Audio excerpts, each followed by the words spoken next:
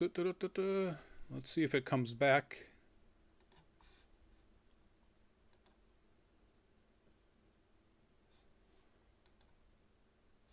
All right. It looks like we're back everywhere except YouTube, because once YouTube's done, you're done. Mm. Um, so sorry, folks on YouTube, that apparently either I pressed the wrong button, which might have happened. I'm using a new Stream Deck sort of thing. Or something just glitched in the Matrix. But we just disappeared for you guys for a few seconds. Yep. We're back, I can see, on Twitch. We're back on Facebook Live. But YouTube, um, unless I completely rebuild this, which would take too long and really not worth it, Nope. let me just click real quickly on New Stream. Oh, now it's saying I'm still live here. All right, well, let's see. Maybe it brought me back. Um,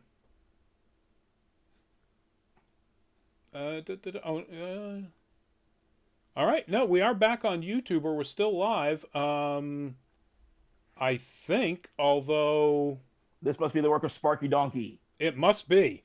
Also, an amazing track. Yes.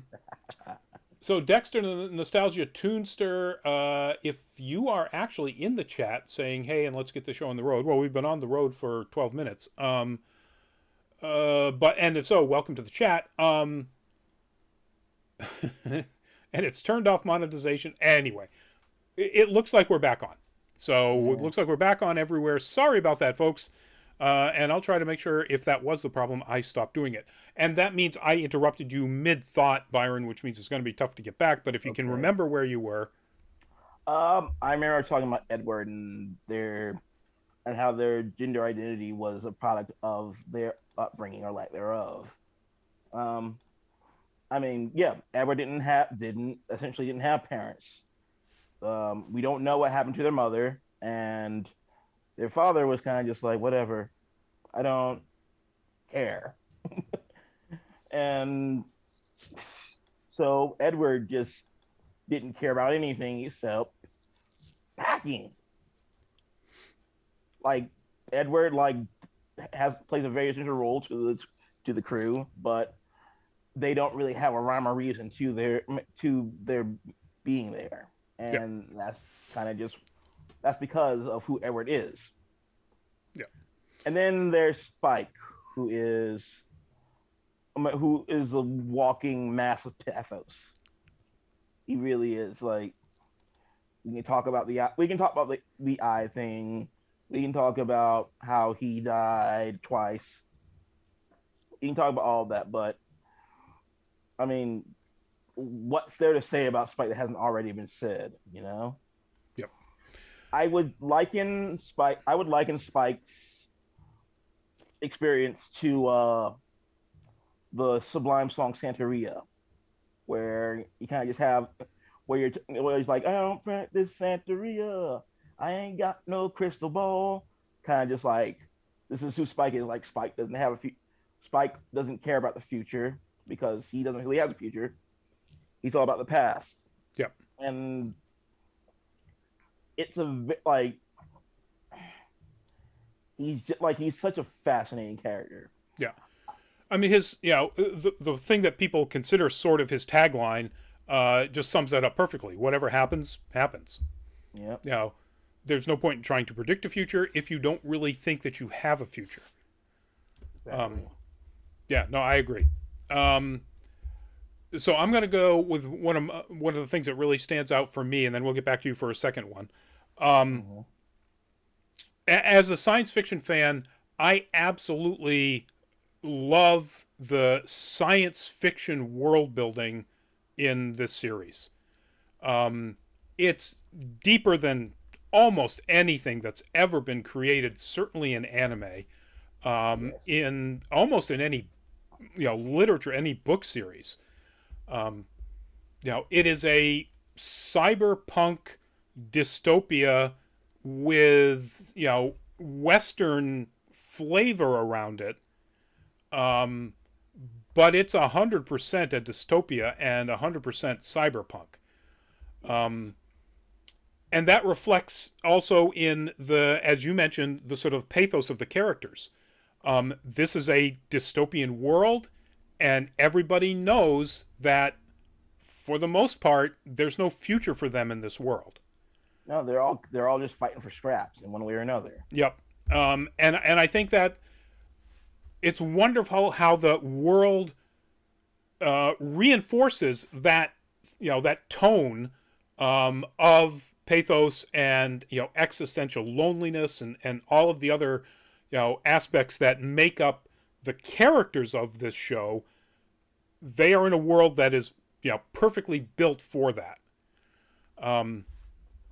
With obviously there are moments, there are funny moments, and there are deeper moments of personal connection and between characters in the show, but those are the exception to the rule. And for the most part, everything about this show is about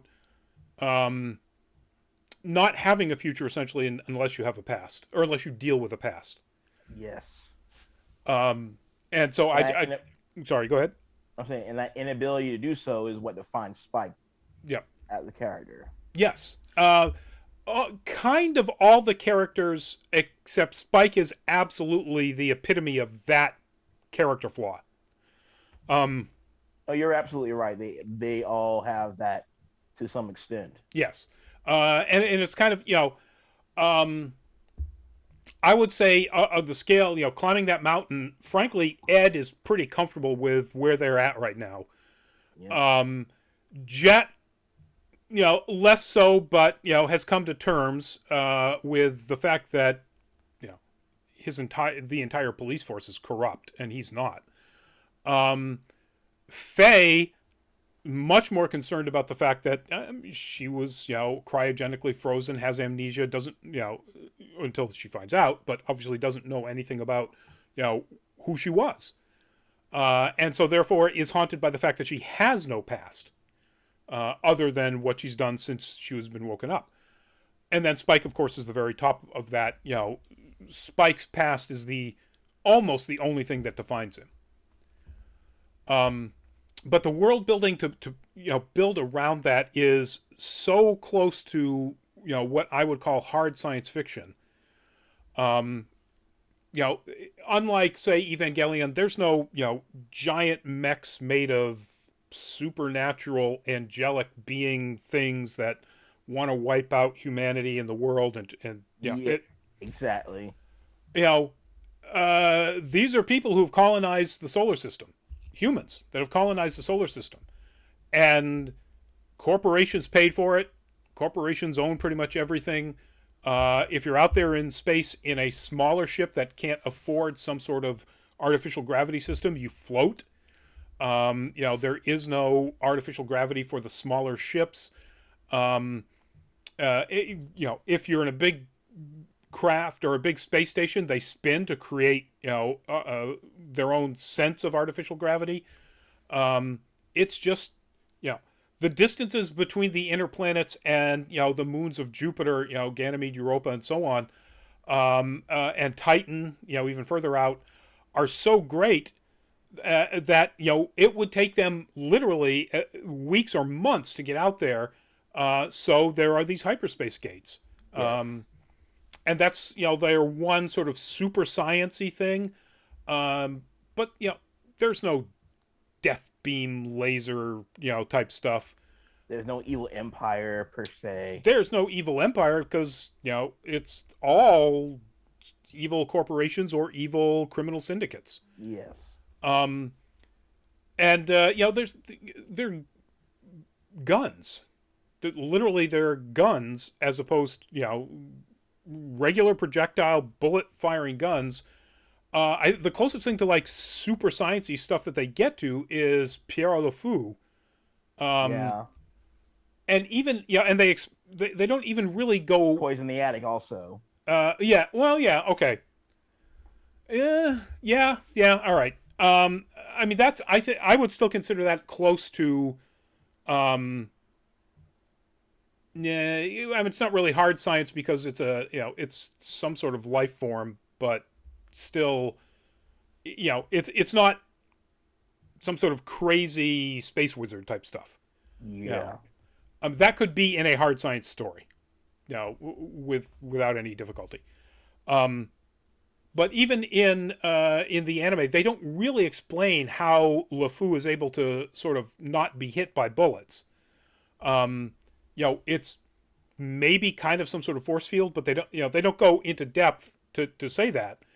Um, so that's like the one of the very few things where they just say, okay, here's some super sciencey stuff to make the stakes go really crazy high, for Spike. Um, but other than that, it's really super grounded as a hard science fiction series. Yeah. And I love that. I love that about it, and I love the fact that that is used to inform, how the characters interact not only with their world but with each other, in this, very interesting but ultimately pretty downbeat story. All right, Byron, give me a second thing that you really like to crow about what makes this so amazing. Uh, wow, put me on the spot here because there really is so much to like about this series. This one's kind of a no brainer, but the music Yep. and what it represents. All right, Mother's Basement talked about this at nauseum, but As the he idea does. of, and even on my own podcast, we trash can, we talked about what jazz means to bebop, to Cowboy Bebop. Hell, I mean, heck, Bebop itself was like a underground sect of jazz. Like it was that radical type beat and everything. Jazz was always a chaotic force. Yep. It was always like a thumbing its nose at society, which is what the bebop crew represents, which is what a lot of these other outfits and these other groups, these other individuals represent in this world. It's like we're not beholden to this world because this world's not beholden to us, which was the mindset of a lot of jazz musicians back in the day. Yep. It's like we don't need your establishment. We're gonna make our own thing. Yeah, no, I agree 100%. Yoko Kanno, the composer that wrote pretty much everything that's in the anime and in the live action, which we will be discussing on Thursday. Yeah, You don't have to. We will be discussing it. yeah, So Yoko Kanno is amazing. The opening track, Tank, is one of the most. If that wasn't in Cowboy Bebop, it would still be one of my absolutely favorite hard bebop pieces of music ever. Um, the bass line, the congas, it's so, and then the trumpet is so killer. Um, but Kano, so ultimately in, I think 2002, they put out a complete collection yes. that has 4 CDs on it, and it was 2002, so there's also a mini disc. So if you remember those things, That's a deep cut. yeah. But so that's 4 discs with like 20 plus tracks per disc. That's how much music Yoko Kanno wrote for this, and some of them are borderline country and western. Some, Yes. they're not all bebop. They're, different kinds of jazz. There's some very pop flavor. There's some really avant-garde stuff. There's one track in which, a singer literally just recites, I can't remember how many digits of pi over, a musical track. I'm like, Um, okay. yeah. One of my favorite tracks, aside from Hang, would have to be but what planet is this from the movie? Yep. Oh, the Because it movie has that itself has some same energy as fantastic. Tank. Yeah. It's such a great like battle theme, and it's just so amazing. Like it's almost as iconic as Tank, to be perfectly honest. Yeah. And the power of Cowboy Bebop transcends anime so much to the point that like I've heard both of those tracks at breakdancing competitions back Oh in yeah. the day. Yep. Like, and not for nothing, the remix of Tank is just as brilliant in my opinion. I think I it's just. I'm sorry. the Go ahead. loop revert. I think it is. Mm-hmm. Yeah, the loop revert mix. Um, I was just looking at some of the music in the Wikipedia entry. I had no idea that there was in 2016 there was a Canadian skater who in a nationals competition, their final skated to Tank. Ooh, And I'm like, okay, I'd like to see that video. I think I may have to go to the YouTubes after this. agreed. So my number two was also going to be the music. But there's like you said, there's so many wonderful things. So I'm going to switch over to my number two is going to be the production design. Yes. Detail matters, particularly when you're talking about fantastic world building. And this image that's up there on the screen right now is Spike inside. I can never remember the name of it. His was Swordfish. Yes. That's the Swordfish. name of the ship, of his personal ship. Yeah, his personal, basically one man ship that operates very much and kind of sounds like a motorcycle, which is kind of funny. Even right down to the fingerless gloves. Right, the fingerless gloves. So and you can see that he's obviously got his hands on two handlebars. Now they're really super science fictiony, covered in metal, handlebars.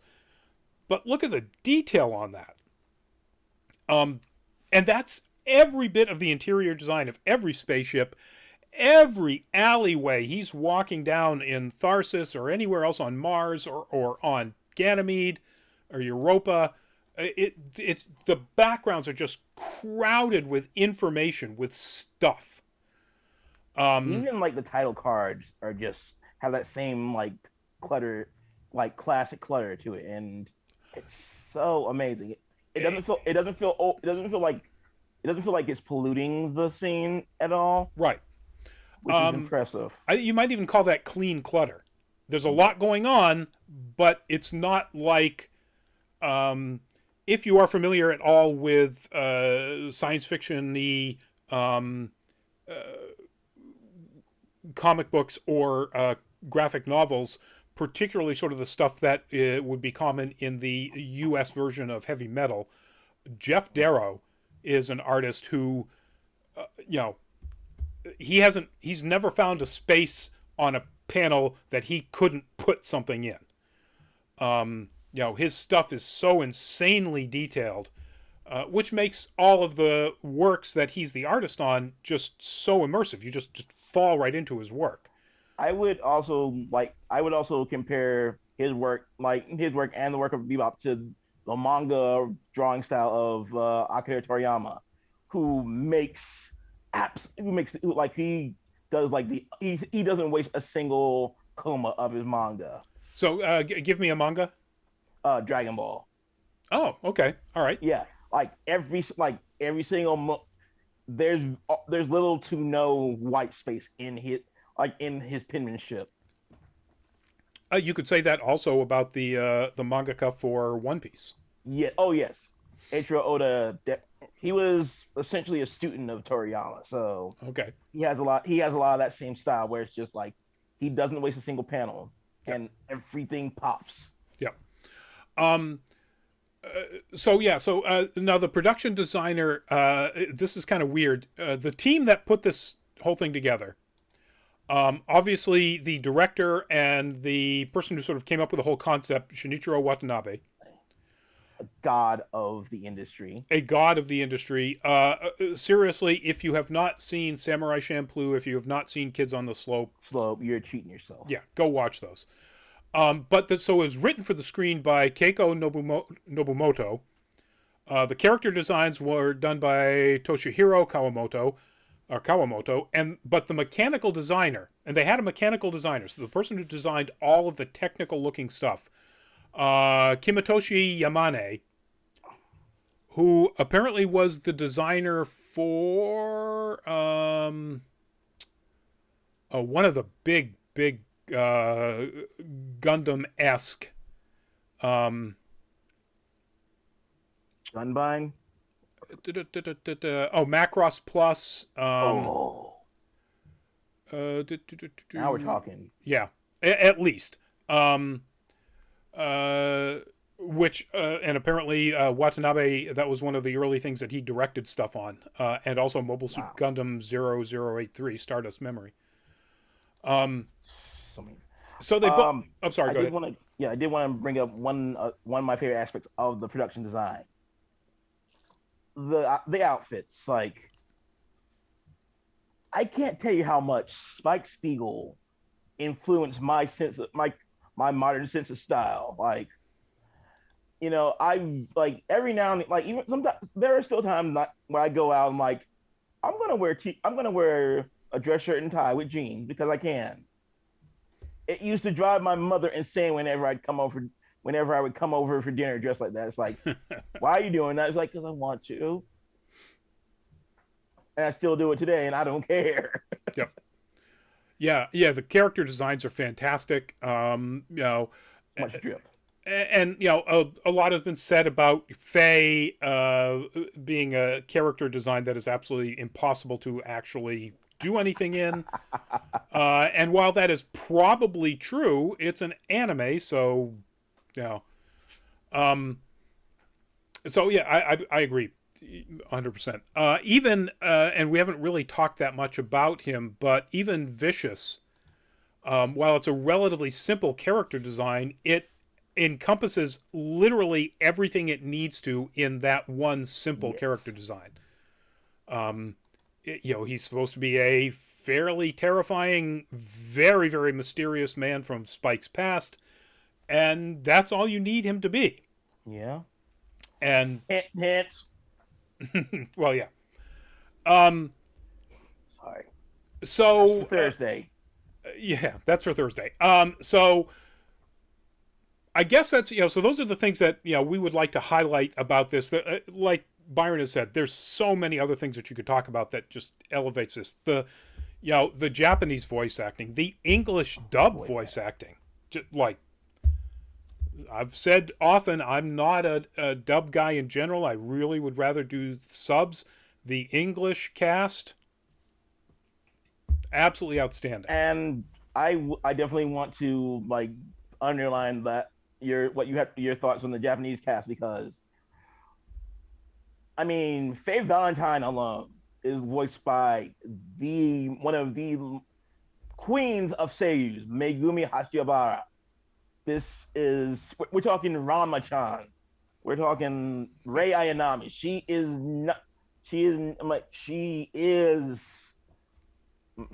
a god of voice acting. She has to be. Think about it. I didn't realize that. So, as well as being a pop star. This is the person that voiced the literally robotic emotionalist Rei and drips sexuality in every word she says as Faye Valentine. Because that's, as a con woman, Faye uses her sexuality a lot. Yeah, wow, that's impressive. I did not know that. That's very cool. All right, so trying to keep in the theme of what we usually do with our Anime Octane show, is there anything that you want to say, even if you don't want to go dislike, that wasn't like top tier for you from the anime?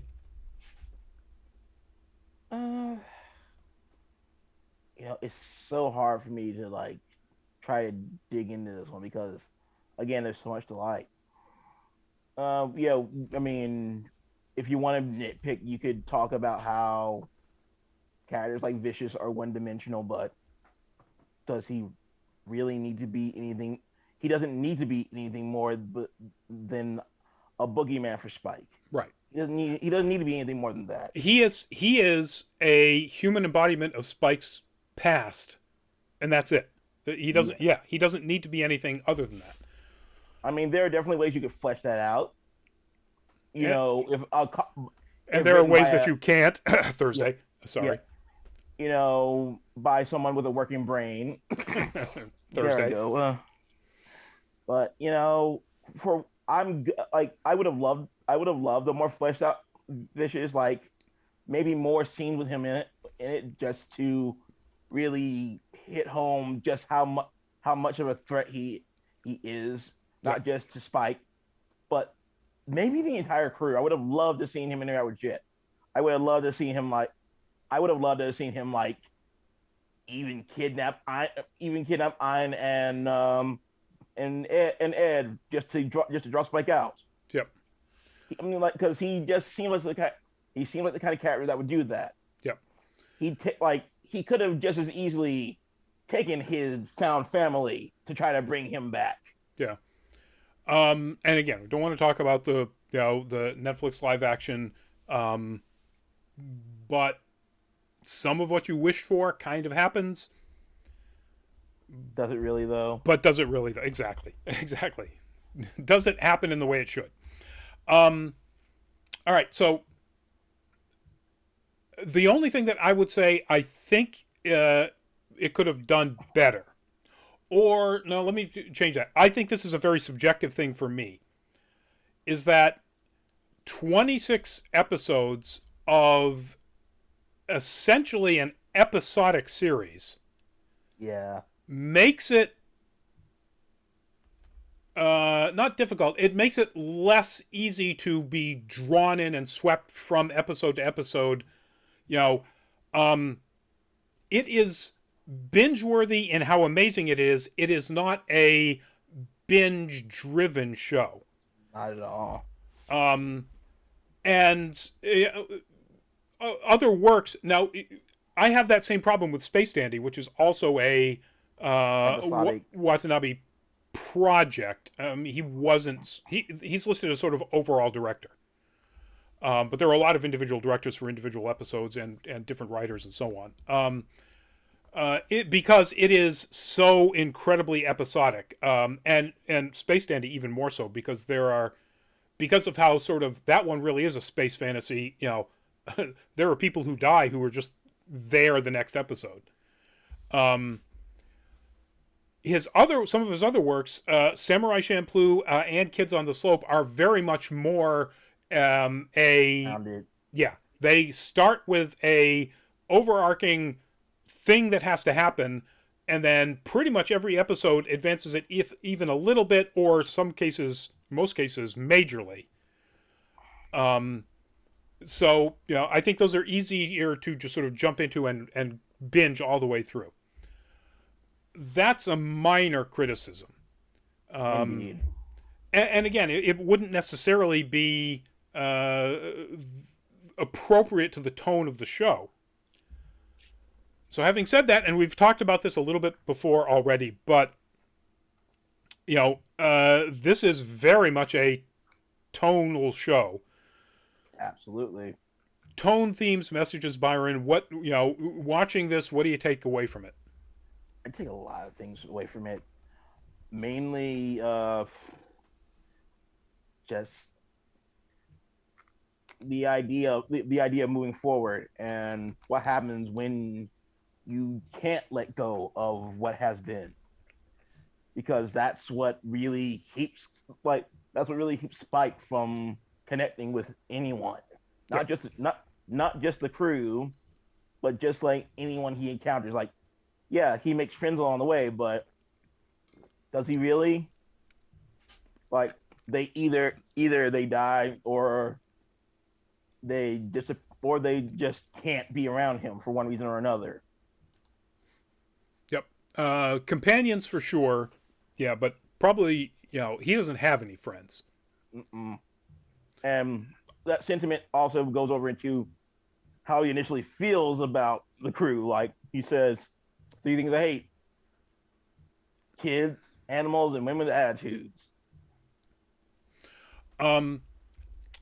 So I think that that's true. I think that so tonally, this is very much a series about loneliness, about loss, about sort of existential dread to some extent, Betrayal. If you think about where they are, they're in space. It doesn't get any lonelier than literally not even having air to breathe, out where you are. And thematically, I agree. I think that the theme of this, the whole thing, is dealing with your past. You can't move forward unless you deal with your past. And that's also one of the primary messages, but there are so many other messages in this. Oh, absolutely. As a dystopian science fiction tale, this is very much a commentary on modern,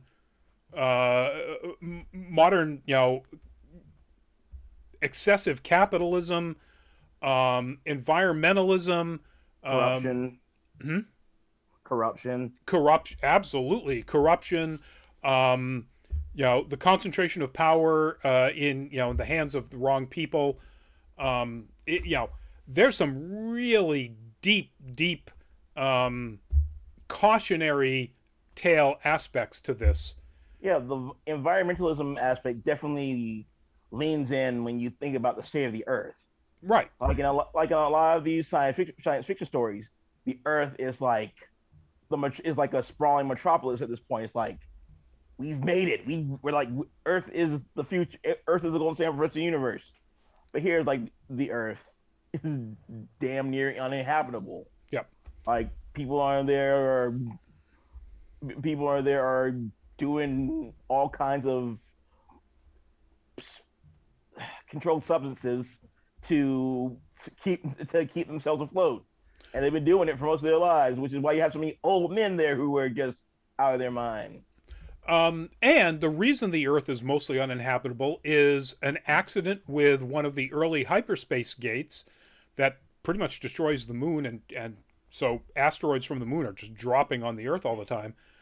And as it turns out, you find out eventually that was because of corruption at the highest levels of this corporation. And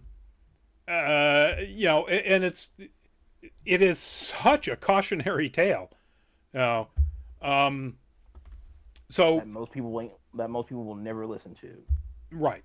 Sadly, if you're watching Cowboy Bebop, if you've watched Cowboy Bebop and you don't take away, and you've never sort of realized, what this anime series tells you about, and is trying to warn you about the excesses of profit-driven motivation, you should go back and look at it again, because it's stunningly clear that is one of the things that Watanabe wanted front and center.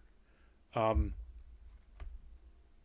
hunters wouldn't exist if it wasn't for the fact that people are so driven to criminality because of this dystopian, excessive hyper-capitalist structure that has expanded out into the entire solar system.